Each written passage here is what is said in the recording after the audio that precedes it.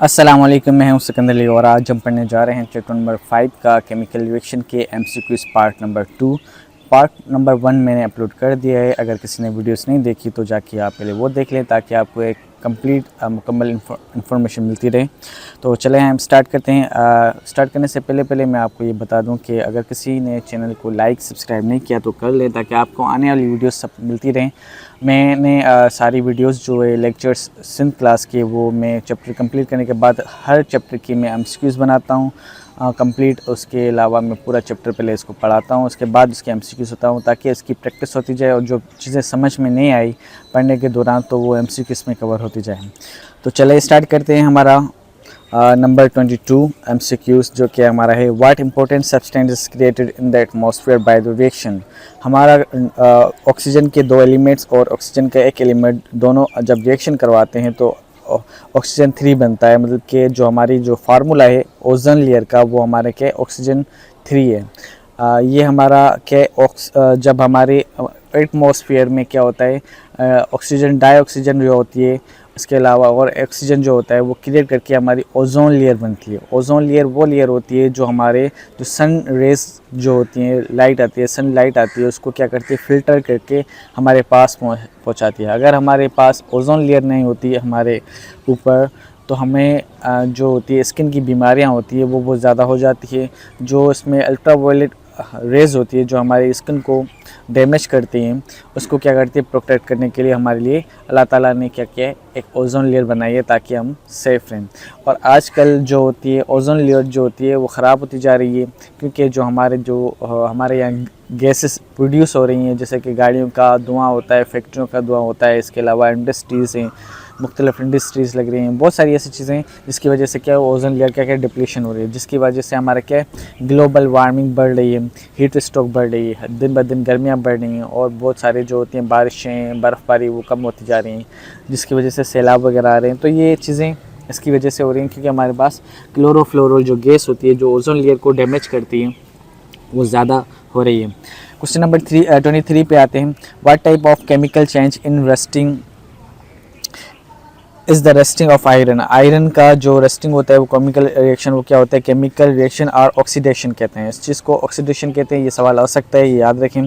24 पे आते हैं what type of chemical change is the source of milk. So milk जो होता है वो हमारा क्या हो जाता है खट्टा हो जाता है रखने के बाद तो वो क्या होता है हमारा केमिकल चेंज होता है। इसमें जो बैक्टीरियाज वगैरह होते हैं वो क्या करते हैं इसको रिएक्शन करवाते हैं तो वो क्या होता है केमिकली चेंज वो क्या हो जाता है चेंज होता है। अब दोबारा वो क्या रिवर्सेबल नहीं हो सकता, वो दोबारा दूध नहीं हो सकती जैसे पहली कंडीशन थी वैसे नहीं हो सकती। तो इस चीज़ को हम क्या कहते हैं केमिकल चेंज कहते हैं। अब आते हैं 25 पे जो कि हमारा है words sample indicate that substance is dissolved in water aqueous solution in chemical equation. अब क्या कह रहे हैं कि जब हमारा कोई भी सब्सटेंस जो होता है वो डिज़ोल्व हो जाता है पानी के अंदर, हल जाता है पानी के अंदर तो वो कौन सा सब्सटेंस कहलाता है वो हमारा क्या होता है एक्वस सॉल्यूशन कहलाता है। सबसे पहले ये याद रखें कि उसको क्या कहते हैं एक्वस सॉल्यूशन कहते हैं। अब जो हमारा केमिकल इक्वेशन बनती है तो हम सॉलिड के लिए एस लगाते हैं, लिक्विड के लिए एल लगाते हैं, इसके अलावा गैस के लिए क्या लगाते हैं जी लगाते हैं। वैसे हमारा जब एक्वस सॉल्यूशन बनता है तो उस सॉल्यूशन को इंडिकेट करने के लिए बताने के लिए कि वो कौन क्या बनी है तो उसके लिए हम क्या लगाते हैं ए क्यू लगाते हैं। हमें पता चल जाएगा कि ये एक्वस सॉल्यूशन है। एक्वस सॉल्यूशन वो होता है जिसमें क्या होता है वाटर डिज़ोल्व होता है, किसी सब्सटेंस में क्या होता है वाटर डिज़ोल्व होता है या वाटर में डिज़ोल्व होता है, सही है। तो ये क्या होता है हमारा एक्वस सॉल्यूशन कहलाता है। इसके बाद आता है 26 पे what sample indicate that substance solid states in. ये मैंने आपको अभी बताया कि सॉलिड के लिए हम एस यूज़ करते हैं तो हमारा ये कवर पहले ही हो गया ऊपर से। अब आते हैं 27 पे what must you never change when the valency chemical equation. तो क्या है द सब्सक्रिप्शन केमिकल फार्मूला का जो होता है एटम्स जो होते हैं एलिमेंट्स जो होते हैं वो हम चेंज नहीं करते, हम इसके कोफिशिएंट चेंज करते हैं, उसके ऊपर बढ़ाते रहते हैं क्योंकि हमारा जो लॉ ऑफ कंजर्वेशन है उसको बैलेंस करने के लिए हमें वो चीज़ें बराबर करनी होती हैं। क्योंकि लॉ कंजर्वेशन ये कहता है जितने हमारे एलिमेंट्स होंगे उतने राइट साइड पे होंगे उतने ही हमारे लेफ़्ट साइड पे भी एलिमेंट्स उतने ही ज़्यादा होने चाहिए। तो हमारा क्या होता है, कोफिशिएंट चेंज होते रहते हैं मगर आपका एलिमेंट्स चेंज नहीं होते। मतलब कि हाइड्रोजन लगा होगा, H लगा होगा, हाइड्रोजन हटा के वहाँ पे ऑक्सीजन लगा ले अपनी मर्जी से, इस तरह से हमारा नहीं होता। तो हमारा सब्सक्रिप्शन जो फार्मूला होता है सब्सक्रिप्टेड, वो क्या होता है, सेम रहता है। बाकी जो होता है हम इसके कोफिशिएंट वगैरह चेंज करते रहते हैं। इसके बाद हमारा क्या होता है 28, what is the process of trying different coefficient to balance a chemical equation called. हम जैसे डिफरेंट कोफिशिएंट लगाते रहते हैं केमिकल इक्वेशन को बराबर करने के लिए, उस प्रोसेस को हम क्या कहते हैं, ट्रायल एंड एरर कहते हैं, ये याद रख लें। इसके बाद हमारा आता है 29 पे, is the rearrangement of atom during the reaction characteristic of a chemical change और फिजिकल चेंज। जब अरेंजमेंट ऑफ एटम की हो जाए किसी खुसूसियात चेंज होने के बाद, रिएक्शन के बाद, तो वो हमारा क्या होता है, केमिकल चेंज होता है। वो केमिकल चेंज क्यों होता है, क्योंकि उसकी अरेंजमेंट बिल्कुल चेंज हो जाती है। जैसे हमारा वाटर होता है, अगर उसको बर्फ़ बनाते हैं तो वो क्या केमिकल चेंज नहीं होता। बर्फ़ का फार्मूला भी क्या होता है, H2 होता है, और उसी तरीके से वो जुड़े रहते हैं, कोई इसमें अरेंजमेंट नहीं होती। अगर हमारा क्या होता है, वाटर को किसी मतलब के अगर ऑक्सीजन होता है, वो हाइड्रोजन दोनों आपस में क्या होते हैं, जुड़ते हैं, तो वो क्या होते हैं, केमिकली चेंज हो जाते हैं, दोनों गैस आपस में लिक्विड बन जाती है। इसके अलावा हमारा क्या होती है, अरेंजमेंट मतलब कि उसका सिस्टम होता है जुड़ने का, वो क्या होता है, टोटली चेंज हो जाता है। ये मैंने आपको लेक्चर में भी दिखाया था, फिगर भी दिखाई थी, पिक्चर भी दिखाई थी, किस तरह से वो चेंज हो गए थे। इसके बाद हमारा आता है 30, what is the function of ozone layer. Ozone layer का फंक्शन मैंने ऊपर अभी समझाया था कि अल्ट्रा वायलेट जो सन रेज होती है वो क्या करता है, उसको फिल्टर करता है, जो हमारी अर्थ को क्या करता है, प्रोटेक्ट करता है, ताकि हमारी जो उसकी डायरेक्ट जो शुआएँ आती है वो हमें अर्थ पे ना गिरे, ताकि हमारे अर्थ में बहुत सारे ऐसी जानदार रहते हैं, इसके अलावा दरख्त हैं हम में, तो उनके लिए क्या है, ये नुकसानदेह होती है अगर डायरेक्ट रेज आती हैं। अल्ट्रा वायलेट जो होती है, ओजोन लेयर होती है, उसको क्या करती है, फ़िल्टर करती है, तो डायरेक्ट आने से बचाती है। तो वहाँ से बहुत सारी ऐसी बीमारियों से हम क्या करते हैं, सेव हो जाते हैं। इसके बाद आता है, what is the one type of compound often released from the industries and aerosols, it has caused the depletion of ozone layer। अभी ये मैंने आपको बताया था कि ओजोन लेयर डिप्लीशन हो रही है, मतलब कि ख़त्म हो रही है, ख़राब हो रही है, तो वो इसलिए हो रही है कि वहाँ पे एक गैस होती है जो होती है क्लोरोफ्लोरोकार्बन से। क्लोरोफ्लोरोकार्बन वो गैस होती है जो ओजोन लेयर को ख़राब करती है। ये सवाल बहुत इंपॉर्टेंट है और मेरे टेस्ट में भी ये आया था, तो ये याद रखें कि टेस्ट में ये आते रहते हैं सवाल, गैसेस के हवाले से 1 या 2 सवाल हमेशा आते हैं, तो ये होता है। इसके बाद आता है number 32, what gas is consumed during the process of photosynthesis. जब हमारा फोटोसिंथेसिस का जो होता है प्रोसेस, तो कौन सी गैस कंज्यूम होती है, वहाँ पे होती है कार्बन डाइऑक्साइड गैस होती है, वो कंज्यूम होती है। इसके बाद हमारा कंज्यूम कैसे होती है, आपको पता होगा कि दरख्त होते हैं वो कार्बन डाइऑक्साइड लेते हैं और ऑक्सीजन क्या करते हैं, बाय प्रोडक्ट क्या करते हैं, वो निकालते हैं, और हम क्या करते हैं, उसका उलट करते हैं, हम ऑक्सीजन लेते हैं और कार्बन डाइऑक्साइड बाय प्रोडक्ट निकालते हैं। अब आते हैं 33 पे, what gases produce as a by product of photosynthesis. अब ये मैंने अभी भी बताया कि जब बाय प्रोडक्ट का मतलब कि जब ये वो पूरा प्रोसेस चलता है, फोटोसिंथेसिस का खाना बनाने का प्रोसेस जो होता है, उसमें कार्बन डाइऑक्साइड लेते हैं, इसके अलावा वाटर ज़मीन से लेते हैं, इसके अलावा सन की रोशनी को यूज़ करते हुए पत्तों में क्लोरोफाइल क्या होते हैं, वो खाना बनाता है, प्रोसेस बनाता है, तो उससे एक नया प्रोडक्ट जनरेट होता है, वो होता है हमारा ऑक्सीजन। सही है, जो प्लांट निकालते हैं, ऑक्सीजन हम बाहर निकालते हैं और वो ऑक्सीजन हमें चाहिए होती है, हम ऑक्सीजन लेते हैं, इस तरह से हमें फ्रेश ऑक्सीजन मिलती रहती है दरख्तों से। तो बाय प्रोडक्ट जो प्लांट्स निकालते हैं वो ऑक्सीजन निकालते हैं, और इंसान बाय प्रोडक्ट निकालते हैं वो कार्बन डाइऑक्साइड निकालते हैं। ये दोनों सवाल आ सकते हैं, दोनों इंपॉर्टेंट है। यहाँ पे एक सवाल मैंने लिखा है मगर एक आपको बताना होगा। अब आते हैं हम 34 पे, what is the coefficient between the addition reaction और the decomposition reaction. Addition form of single product, decomposition form of multiplication. अब एडिशन रिएक्शन में ये होता है कि हमारा जो प्रोडक्ट निकलती हैं वो सिंगल निकलती हैं। अगर हम कोई प्रोडक्ट बनी होती हैं उसको तोड़ते हैं तो तो उससे बहुत मल्टीपल प्रोडक्ट और निकलती है, जैसे कि हाइड्रोजन गैस हो गई, वाटर निकल गया, इस तरह से बहुत सारे ऐसे प्रोडक्ट होती है। जैसे कि हम ऑक्सीजन और हाइड्रोजन को मिलाते हैं तो एक प्रोडक्ट मिलती है जो है हमारा वाटर। अगर वाटर को हम तोड़ते हैं तो हमें क्या होता है, हमारे दो एलिमेंट्स हाइड्रोजन के निकल आते हैं और एक एलिमेंट हमारा जो होता है वो ऑक्सीजन का निकल आता है।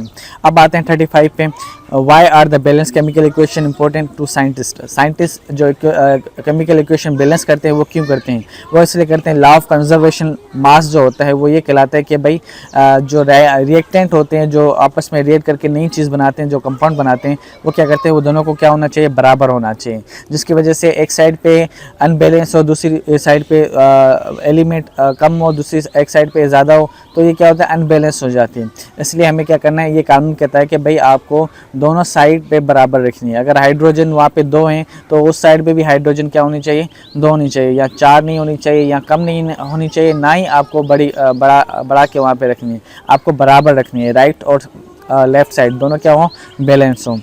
इसके बाद हमारा क्या होता है 36 नंबर है, which side of chemical equation are the reactant always written on left. अब याद रखें, रिएक्टेंट जो होते हैं जो आपस में रिएक्ट करते हैं वो क्या करते हैं, आपस को दोनों क्या है, आपको लेफ़्ट साइड पे रखना है। इसके बाद जो होता है आपको राइट साइड पे आपके क्या होते हैं, प्रोडक्ट बनती है। याद रखें, ये 2 सवाल आ सकते हैं, यहाँ पे मैंने एक लिखा है, मगर ये लेफ़्ट साइड पे हमेशा रिएक्टेंट होती हैं और राइट साइड पे हमेशा क्या होता है, प्रोडक्ट होता है, जो हमें रिएक्टेंट के बाद प्रोडक्ट बनता है। जैसे ऑक्सीजन और हाइड्रोजन क्या होते हैं, आपस में क्या करते हैं, रिएक्ट करते हैं, तो हमारा प्रोडक्ट क्या बनता है, वाटर बनता है। 2 हाइड्रोजन के एलिमेंट्स और एक ऑक्सीजन का एलिमेंट दोनों रिएक्ट करेंगे तो हमारा क्या होता है, वाटर बनता है। जैसे आपको पता होगा H2O फार्मूला होता है हमारे वाटर का, तो ये आपस में दोनों रिएक्ट करके वाटर बनाते हैं, तो प्रोडक्ट हमारा क्या बना, वाटर बना। अब आते हैं 37 पे, in decomposition of potassium chloride what are the true product. अब यहाँ पे 2 जैसे होते हैं, 2 चीज़ें होते हैं, क्लोरेट, पोटेशियम क्लोरेट आ गया, दूसरा ऑक्सीजन आ गया। से क्लोरेट और ऑक्सीजन दोनों को हमने रिएक्ट करवाया तो क्या होता है, क्या बना, हमारा पोटेशियम क्लोरेट बना। ये हमारे क्या 2 एलिमेंट्स थे जो हमें क्या करते हैं, रिएक्ट करके हमें क्या एक नई चीज़ बनी जो हमारा क्या था, पोटेशियम क्लोराइड। और यहाँ पे ये सवाल आ सकता है कि भाई ये 2 क्लोरेट और ऑक्सीजन आप में रिएक्ट करवाते हो तो क्या बनेगा, तो ये आपके सवाल आते हैं। तो 1-2 चीज़ जो बुक में मेंशन थी मुझे जो इम्पोर्टेंट लगा तो वो भी मैंने यहाँ पे मेंशन कर दिया ताकि आपको रिवीजन में आसानी हो जाए। इसके बाद हमारा ये है, what common example of exothermic reaction that is significant in everyday life because it provide energy for the cell function. Cell function को, हमारे जो बॉडी में सेल्स होते हैं उसको फंक्शन करवाने के लिए हमें कौन सा एक्सोथर्मिक रिएक्शन होता है, वो हमारा होता है रेस्पिरेशन। जैसे हम सांस लेते हैं और सांस छोड़ते हैं, तो सांस लेने में हमें ऑक्सीजन चाहिए होता है और निकालते हैं हम कार्बन डाइऑक्साइड बाय प्रोडक्ट।